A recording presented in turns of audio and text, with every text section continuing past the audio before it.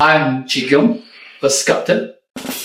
I always like to indicate that my starting point is 1990 when I was a first year student in NAFA.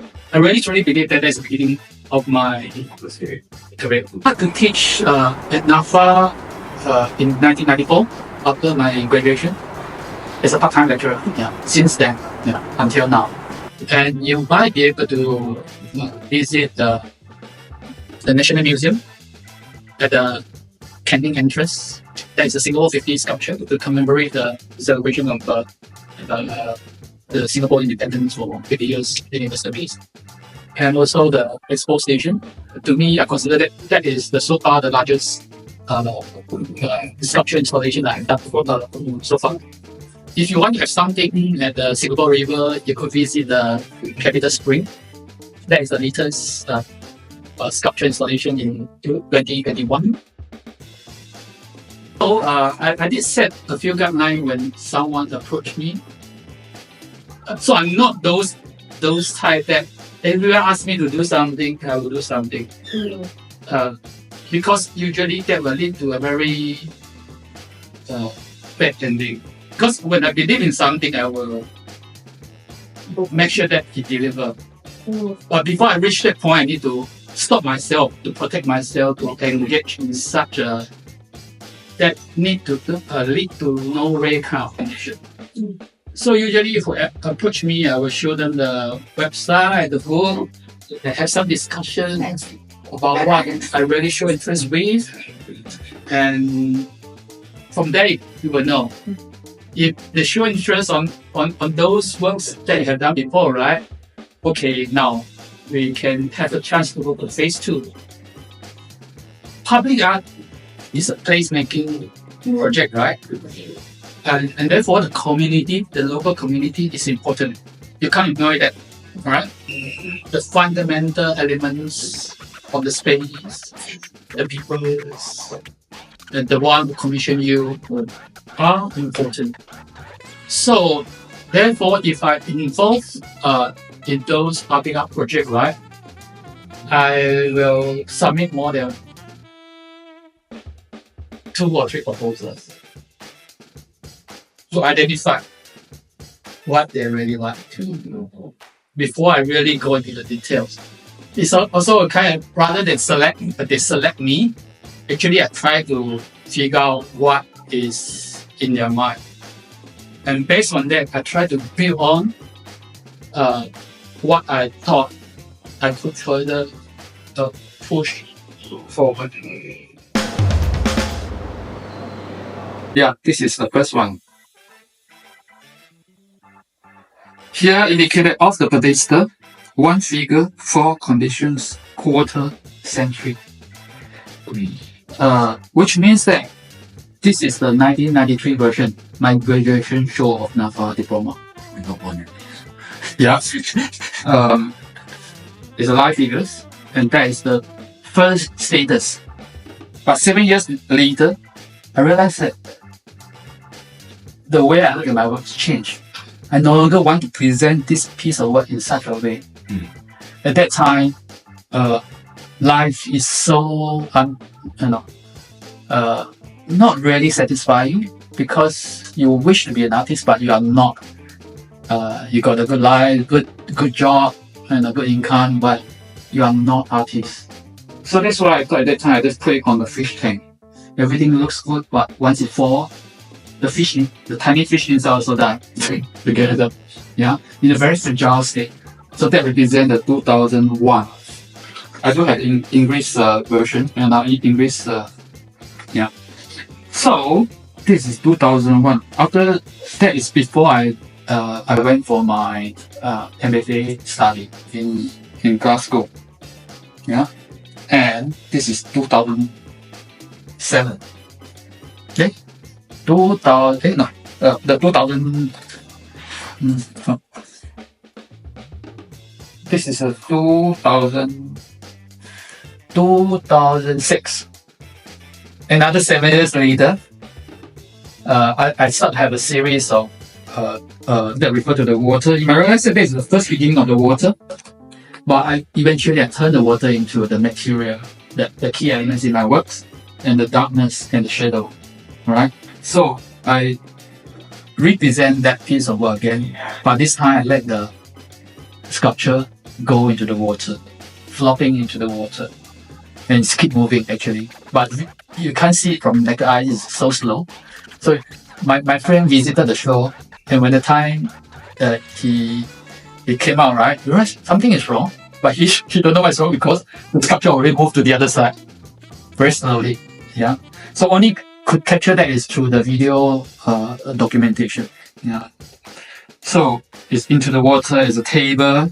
So to talk about shadow and the darkness and the night. But in a more, I can't say resolved way. Yeah.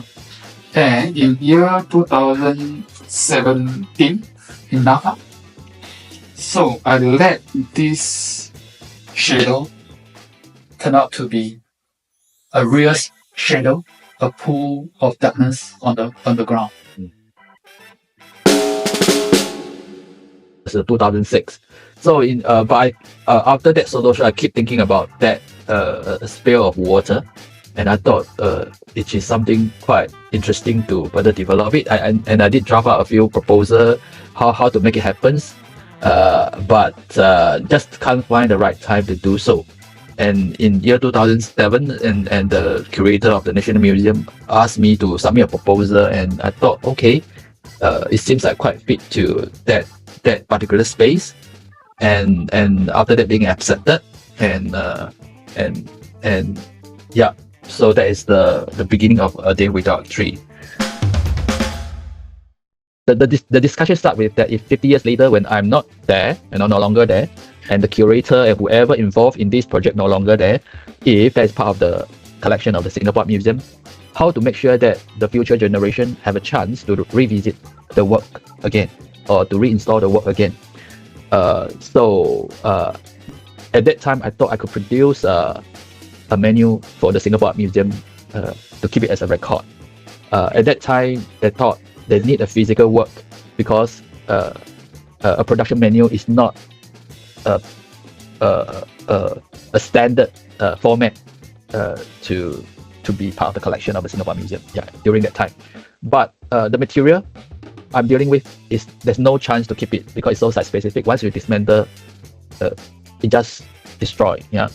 So, but how to convince them really, is a big question for me. So at the end, I have decided that the only way to do it is to keep presenting A Day Without a Tree as a documentation until the day that I thought is sufficient enough to form a series of work, until the day that I decided to print it out as a publication. And that's why I thought with that publication and the exclusive copy edition of the recipe of the production menu, so I proposed to the Singapore Museum 15 years later in year 2021, end of the year of the 2021, and yeah, and that took 15 months to assess the whole proposal and accepted that my proposal in March or April of 2023. Yeah. So I call it ABC. Oh. A beauty center is quite personal. Sometimes, you get crazy. You are so angry and you are so frustrating, and you are so not happy and this and that. All those negative emotion, lead you to think something really crazy, and that is what the beginning of a beauty center. But sometimes, as what we always talk about, right? Institution always got the way of handle the things. You need to deal with a big group of someone. You are no longer, it's very difficult for an individual to deal with the whole team of someone who might not share the same opinion as what you thought is correct. Yeah. So sometimes you might just start to question, because you don't see why this one can't be done, and that is right exactly after A Day Without a Tree. So I decided to come out a beauty center. I tried to against whatever so-called the no in the art institution, right? and I try to create a very ambiguous status of my approach towards art. What art is. Actually, I got a very big questions so a beauty center is what you know that everything is so ambiguous.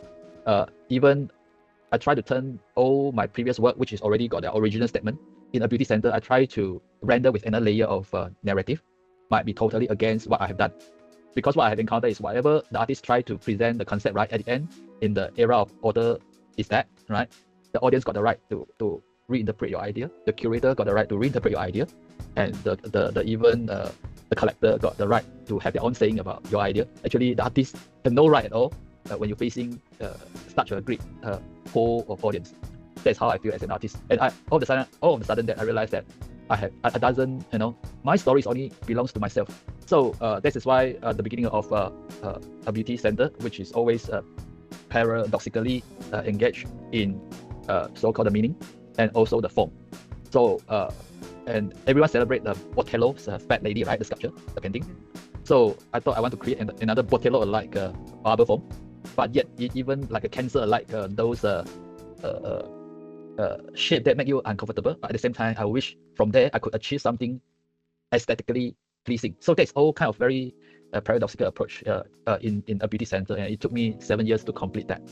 And that 7 years is almost like it's not so straightforward. Even most of the work took 1 to 2 years to complete one of the works. Would you say that a beauty center was an area that you're able to express that your Kiong creativity within that space or within that project more since now you're not more really. personal and Try to not to let someone other than me to just be so sure what they thought is correct about me or about my work. So the only way to prove it is to realize it. Yeah. So I continue to do so for the next 7 years until I reached the point that I could launch it. So I put it out in year 2016 at NAFA. I did engage with digital software. I'm not so into it because right, it's always upgrading. You need to update the software, or you need to upgrade this and that. And every time when you upgrade, you need to pick up the new way of dealing with that again. Yeah. So never ending. So the 3D rendering software, right? My first encounter was 25 years ago. It's already available, everything. But I spent few months to learn it, to pick it out. But I realized that if you don't apply for, don't use it, or apply it, 6 months later, everything back to zero again. So after that, I always engage a professional designer, interior designer or architecture to help me to do all the digital draft. That is the most efficient way. So you don't need to invest your time to deal with all the software. So in year 2021, I asked my friend, is there a software that you don't need to learn? You just pick it up and apply. And they say yes, because of the AI. Yeah. Yeah, they say yes. You can just pick it up. The 3D rendering software, they just come out with something in 2020, a 3D modeling software that free of charge. Don't need to learn, and they did introduce to many art institutions in China, and it works very well. So I decided to give it a try. Things that their feedback here when they observe the outcome, they realize that I do have one particular skill that they don't have. I'm a sculptor. I could create something in great details that even with the same tools, I can create something that they can't create because they don't have that classical training. Yeah. So even they got the better software, they could manage everything much better than me, but they can't achieve the same result as what I have. And this is why every time I go overseas, I took out certain project, because it's not because I know the outcome. It's always because you don't know the outcome, and therefore you get excited. But because you do have a professional knowledge and experience on certain things, and you do have a sense of the possibility, a certain kind of vision that guide you, it seems like it works, and you will try to make it work. And that's how I get all my new series of work based on that kind of unique scenario. And actually, to go into the VR is to, at the end, I realized that the most meaningful project of the teleporting thing is that the student who involved in the teleporting zooming decided, and keep asking me, when is the time for you to guide us the classical clay modeling skill? Because the tool is there, but they just can't achieve the result. And therefore, they want to try to figure out how to try to pick up the classical skill of clay modeling so that they could handle the tools better. Yeah. So I thought maybe it's a very good way to, especially for fine art student, to me, you don't have so much time to learn so many things, right? So if next time someone who could give you a list to let you to just spend 1 or 2 days to pick up that software to deliver some very fantastic result, and after that you can just throw it away and forget about that and wait for the next project to pick up a new software again. And that would be fantastic, right? For the fine student. So that is what I thought. After that, I thought maybe I should introduce that concept to fine student too, right? And rather than to look into a very professional practice of those VR artists. Yeah. If I need to advise, give my to consult to give the consultation to the student, right? I still thought that the hands-on is very important, because even a piece of clay, you need to know its soft, the touch, and therefore actually you will change the way you engage with that particular material, and to have a vision on how that particular texture could offer to you certain kind of aesthetic outcome. So that is a very important experience for you to understand this physical. I always thought one project is not enough, two projects is not enough, at least 4 to 5 projects to complete the whole learning cycle, or to complete the whole idea of how that series of work could offer to myself. Yeah. Actually, I work on a second project called Overprint Land. It's also inside my website for the Australia project. So the fourth project actually is the Open City Paris, which is where I am right now. I will share that documentation, video documentation. I also need to present my research of the Open City Paris. Hope that to share and to attract someone who want to involve in this project, to create a platform, a bigger platform. It's very easy for me to complete my part as an artist, but I always thought that to create a platform to engage everyone who want to give it a try. How to get excited on something or not. I'm not sure. I always thought even I'm here, I also get excited already, because to get excited is because you always want to try something different, and therefore when you gain something you get so excited. But if you gain nothing, it's still quite okay, because that is part of the so-called experience, right? Not every time you gain anything. Sometimes you might spend a few whole weeks or a few whole months that you get nothing, but by this time you still gain something because of the failure of not achieving something, and you start to have the reflection to review what you have done, and always quite I always see it in a very positive way. Yeah. The way you produce work is different. You might not realize it, but if you have the chance to go deep in, you will start to understand. It's different from those game design. The way you see things, the way you create things is different. And the detail is also not just symbolically represented, but there is a certain touch why you like to have that details in that presentation. I'm using the latest technology for trains to promote very classical clay modeling.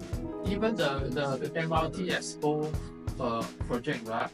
5 years.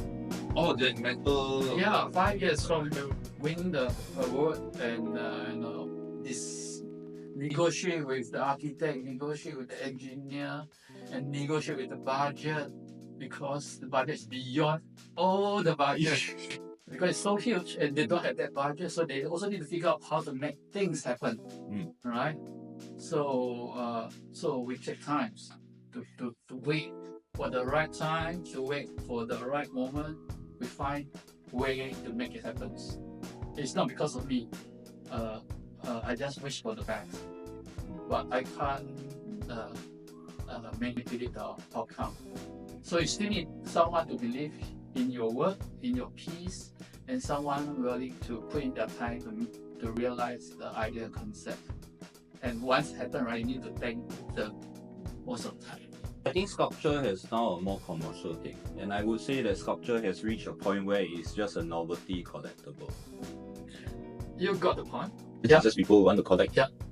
And actually, you're correct. Not necessarily the rich, but whoever would like to collect a piece of work, there's always a certain kind of there's thousands of the reasons behind for them to decide why they want to collect, right? So also that is also very important, that it's not just simply between the artist and our work. There's always the third party, the collector, and therefore the curator, and therefore the institution, and to form a so-called complete narrative of what art could be, or what art could do for us. For me, for the moment, I try to get out from that kind of discussion. Right now, the most important thing is to produce a piece of work that I worth to invest my time and share with others. That is why I want to highlight that at the very beginning of the discussion, right? you know, if this is a fantastic piece of work, you might not get famous in your lifetime to enjoy. You have to die first usually. Yeah. But that's how we appreciate those historical figures in the past, right? And most of them sometimes they are not in the very great life during their lifetime. But we already appreciate the kind of effort that they put in to give us something so wonderful, right? After that period of time. So actually that changed the way I see things for the past 5 to 10 years. And now the question I have myself is that a piece good enough for me to share? Rather than who is going to buy it. I'm a sculptor, and I wish to continue to produce more sculptures in the rest of my time. Yeah, sincerely.